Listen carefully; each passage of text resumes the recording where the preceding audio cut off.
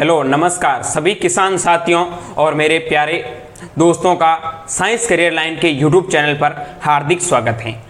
तो आज इस वीडियो के अंदर हम एक जो गायों के अंदर बहुत खतरनाक कहते हैं जिसे वायरस से जो बीमारी फैल रही है उसके बारे में हम कुछ चर्चा करने वाले हैं और कुछ इस वीडियो में ऐसी चीज़ें जानेंगे जो जिसमें मतलब क्या बचाव के उपचार क्या हो सकते हैं, कैसे इनको हम बचा सकते हैं, किसका यूज करने से इन्हें हम बचा सकते हैं ताकि ये बीमारी आगे ना फैले, ये किसके कारण हुई है, कहाँ फैली थी, क्या ये बीमारी अब भी आई थी या पहले भी आ चुकी है। तो पूरी जानकारी इस वीडियो के माध्यम से जानने वाले हैं। तो शुरू करते हैं वीडियो। सबसे पहले यह बीमारी सबसे पहले 1929 की बात है। तो ये सबसे पहले 1929 के अंदर अफ्रीका में देखी गई थी। ठीक है, अफ्रीका में उस टाइम इसका इतना प्रकोप नहीं था और भारत में ये बीमारी मई 2019 में उड़ीसा में देखी गई थी। उड़ीसा में इस बीमारी उस टाइम इतना प्रकोप नहीं हुआ था, लेकिन जो अब बात करें हम राजस्थान के, जो पश्चिमी राजस्थान के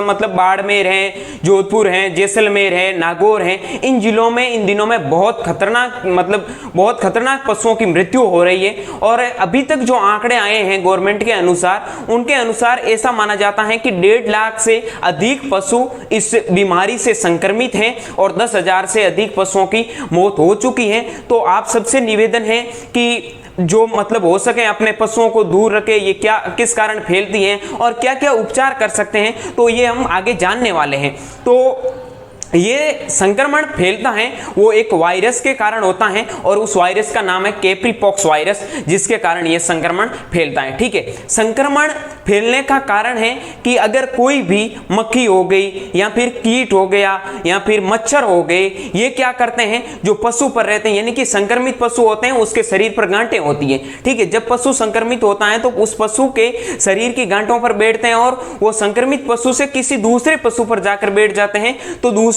पशुओं में ये डिजीज शुरू हो जाती है। हमें कैसे पता चलता है कि भाई के इसमें ये डिजीज हो रखी है, तो उससे हमें पता चलता है कि पशु के शरीर पर गांठें बननी शुरू हो जाती हैं, पशु के शरीर का तापमान बढ़ जाता है, यानी कि पशु को बुखार आने लग जाता है। ठीक है, और पशु जो खाना पीना होता है वो बंद कर देता है, पशु के मुंह से लार गिरना शुरू हो जाती है, आंखों से और नाक से वो मतलब पानी बहना शुरू हो जाता है, ये स्त्राव शुरू हो जाता है। ठीक है, उसके बाद में हम बात करते हैं कि भाई इसको रोक कैसे सकते हैं। देखो अभी तक इसका मतलब हम मानते हैं कि कोरोना भी एक मानव में बहुत खतरनाक बीमारी थी जिसमें 2-3 साल तक इलाज नहीं आया। तो ये तो पशुओं की बीमारी है भाई, थोड़ा टाइम लगेगा, इसमें मतलब इलाज जरूर आएगा, टीका जरूर आएगा। अभी ऐसा कोई टीका है नहीं जिसके कारण हम बता सकते हैं कि उससे रोका जा सकता है। हाँ, ऐसा माना जाता है कि गोट पॉक्स मतलब गोट चेचक का एक टीका आता है। ठीक है, तो उससे मतलब जो संक्रमित पशु होता है उसमें तो उसका कोई असर नहीं होता है, उसको तो हम लगाने का कोई मतलब नहीं रहता है। लेकिन जो संक्रमित पशु नहीं है या थोड़ी बहुत उसमें दिक्कत आ रही है, तो उसमें अगर हम वो टीका लगाए तो कारगर साबित हो सकता है। तो हम बचाव कैसे कर सकते हैं, जितने भी हमारे पशु हैं या जो पशुओं का आवास है, जितने पशु रहते हैं, तो उसमें क्या करना चाहिए, शाम के समय या फिर सुबह के समय मतलब नीम के जो पत्ते होते हैं उनके साथ और कुछ ऐसे मतलब जो हरी घास वगैरह उनको साथ में जलाकर धुआं करना चाहिए। धुआं करने से क्या होते हैं, मच्छर होते हैं वो मच्छर दूर भाग जाते हैं और मतलब पशुओं को संक्रमित नहीं कर सकते। सबसे दिक्कत यही आती है कि ये संक्रमित होकर आगे से आगे पशुओं में फैलता जाता है। ठीक है, ऐसे करने पर हमें कुछ कारगर और साबित हो सकते हैं। और एक चीज करनी है कि सोडियम हाइपोक्लोराइड आता है जिसका 2% घोल बनाकर आप अपने जो पशुओं का आवास है उसके आसपास जरूर स्प्रे करें। उससे क्या है, जितने भी जो संक्रमण फैलाने वाले कीट हैं, मच्छर हैं, मक्खियां हैं, वो दूर भागने की कोशिश करेंगे। ये भी बहुत कारगर साबित हो सकता है। और हो सके ना तो अपने नजदीकी पशु चिकित्सक से मिले और उसमें अपना मतलब थोड़ी बहुत, ऐसे नहीं है कि दिक्कत आ रही है पशुओं में हम मतलब ध्यान भी नहीं दे रहे हैं, तो पशुओं के लिए बहुत ध्यान रखें।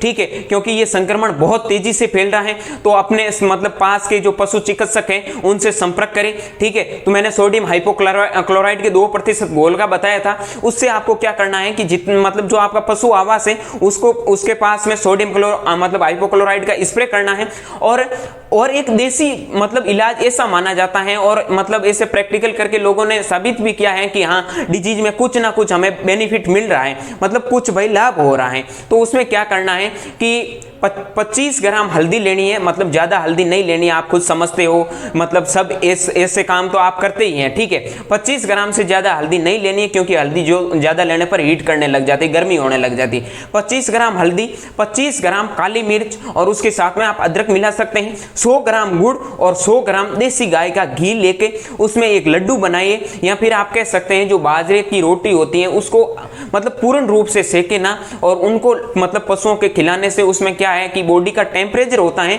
वो कम करने में मदद करता है, ताकि टेम्परेचर कम होगा तो ये डिजीज है वो आगे फैलने में मतलब थोड़ी कम फैलेगी, और आसानी से हम हो सकते हैं कि बीमारी फैलनी शुरू हुई और उस टाइम ये बात करें तो मतलब इलाज हो सकता है। और एक चीज होती है कि आप पशु चिकित्सक से संपर्क करिए, और एंटीबायोटिक की जितनी भी जो गोलियां आती हैं उनको यूजफुल मतलब यूज में ले सकते हैं, यही होता है। और एक आप आंवला और गिलोय होता है, उन दोनों को साथ में मिलाइए, और उन दोनों को साथ में मिलाकर पशु को खिलाने से पशु के शरीर में थोड़ी ठंड होती है, जिससे इस रोग से बचा जा सकता है। तो आप सभी से और सभी को बहुत बहुत धन्यवाद है, उन सभी पशु चिकित्सकों को जो मतलब गायों की सेवा के लिए जो काम कर रहे हैं वो बहुत अच्छा काम कर रहे हैं। और मेरे सभी दोस्तों को भी दिल से सैल्यूट है कि जो उन्होंने काम किया है, जो वो पशुओं के लिए कर रहे हैं, उनका बहुत बहुत धन्यवाद। और आपसे रिक्वेस्ट है कि वीडियो को ज़्यादा से ज़्यादा सभी किसान भाइयों के साथ शेयर करें, ताकि उनको भी ऐसी मतलब घरेलू उपचार वैसे तो पता है, और फिर भी पशु चिकित्सक और गायों के बारे में थोड़ी जानकारी मिले, ताकि वो भी अपने पशुओं को स्वस्थ रख सके। बस आज के लिए इतना ही, मिलते हैं किसी नए वीडियो के साथ में, तब तक के लिए स्वस्थ रहे, मस्त रहे, देखते रहे science career line YouTube channel MS चौधरी के साथ। Thank you very much.